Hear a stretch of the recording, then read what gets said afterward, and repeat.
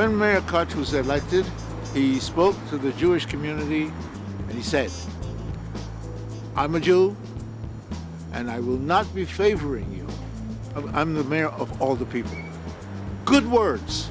Well, Mayor Koch was funny. You know, everything he'd say it with a joke. He had a very good sense of humor. And I believe that many people liked him because of that.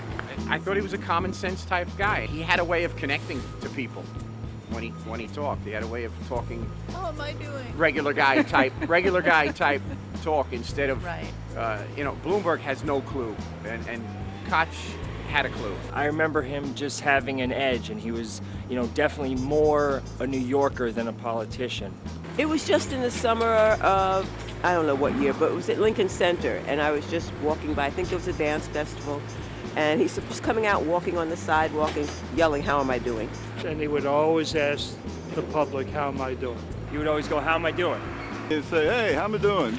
His legacy will be the lack of response to the HIV/AIDS crisis that struck New York in the early 80s. There seemed to be some really serious foot dragging that resulted in a lot of needless deaths.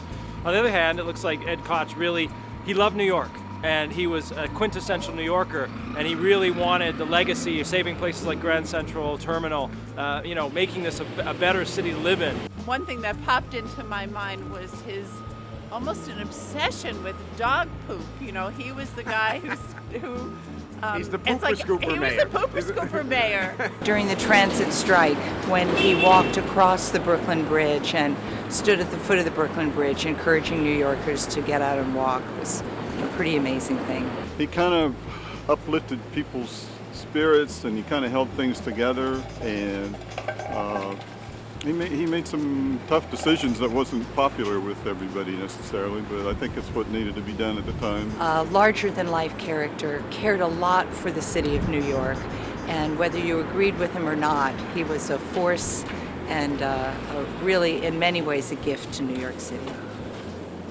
The final thing is that Ed Koch never married because he's married to New York. When he ran for the third time, Charlie Rangel said, how can you beat Ed Koch? Everybody else has a family, everybody else has a life. Ed Koch has nothing but New York.